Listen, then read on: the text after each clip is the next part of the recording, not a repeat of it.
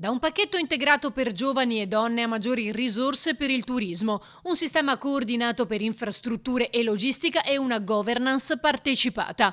Sono alcuni dei punti chiave del Patto per lo sviluppo che le organizzazioni imprenditoriali hanno presentato ai due candidati alla presidenza della Regione Veneto, Alberto Stefani e Giovanni Manildo. Il Patto per lo sviluppo è un qualche cosa che serve al Veneto, non solo al commercio, al turismo e ai servizi che noi rappresentiamo.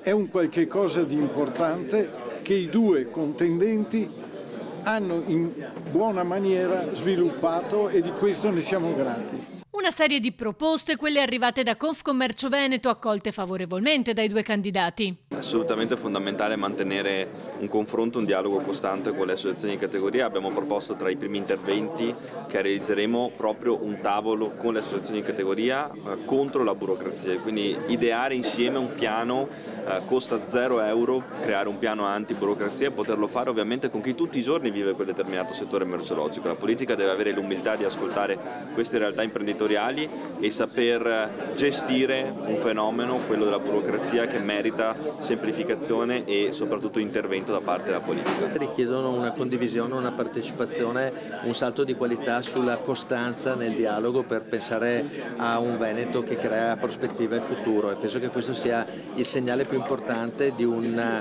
discontinuità rispetto a un modo di governo che noi vogliamo invece inaugurare, un maggior dialogo, un maggior ascolto insieme alle categorie per fare delle politiche più concrete per creare futuro in Veneto. Tra le richieste, un assessorato specifico per il turismo. Ma non è una novità, insomma, qualche anno fa esisteva, ovviamente si tratta semplicemente di rivitalizzarlo, che si occupi soprattutto di questo asset strategico del nostro territorio, oltre 70 milioni di presenze turistiche, ma soprattutto tantissime realtà imprenditoriali che lavorano in questo settore e che devono essere accompagnati nel percorso di innovazione. Mi è molto piaciuto il richiamo a un ecosistema da conoscere, quindi dobbiamo lavorare per una programmazione molto più forte sul turismo, capire come contrastare il fenomeno dell'overtourism, come far sì che il turismo esperienziale, il turismo lento, il turismo legato all'enogastronomia possa diventare sempre di più una fonte di ricchezza.